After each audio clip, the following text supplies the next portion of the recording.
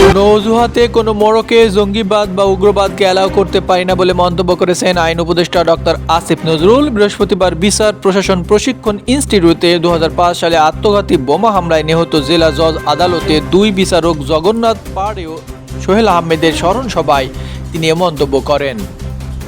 Judicial service association সভার আয়োজন করে। 2 বিচারককে স্মরণ করে ডক্টর আসিফ নজরুল বলেন, জঙ্গিবাদ কত ভয়াবহ, এখানে আমাদের 2টি শিক্ষা আছে। জঙ্গিবাদ ও উগ্রবাদ কি ভয়ঙ্কর জিনিস, মানুষকে কত যুক্তিহীন, অমানুষ ও নিষ্ঠুরে পরিণত করে।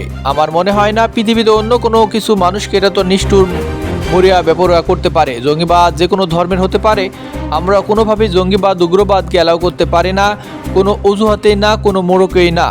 তিনি বলেন, বাংলাদেশের চারপাশে বিভিন্ন দেশ রয়েছে, কিন্তু তারা অনেক সময় চেষ্টা করে আমাদের দেশে কোনো ছোট ঘটনাকে ফুলে ফাঁপিয়ে ষড়যন্ত্র করার। আইন উপদেষ্টা বলেন, আমরা যদি দেশের ভালো চাই, মানুষের ভালো চাই, সমাজের ভালো চাই, বন্ধুদের ভালো চাই, সন্তানদের ভালো চাই, দেশকে আন্তর্জাতিক ষড়যন্ত্র থেকে রক্ষা করতে চাই, ফ্যাসিবাদ বা ষড়যন্ত্রের মুখ থেকে রক্ষা করতে চাই, তাহলে আমাদের অবশ্যই জঙ্গিবাদ, মৌলবাদ থেকে নিজের দেশকে রক্ষা করতে হবে, যে কোনো মূল্যে রক্ষা করতে হবে।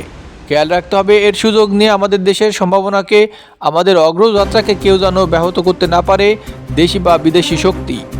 অনুষ্ঠানে আইন ও বিচার বিভাগের সচিব শেখ আবু তাহের, সুপ্রিম কোর্টের রেজিস্ট্রার জেনারেল, ঢাকা জেলা ও দায়রা জজ, ঢাকা মহানগর দায়রা জজ, বিচার প্রশাসন প্রশিক্ষণ ইনস্টিটিউটের ভারপ্রাপ্ত পরিচালক সাব্বির ফয়েজ বক্তব্য দেন।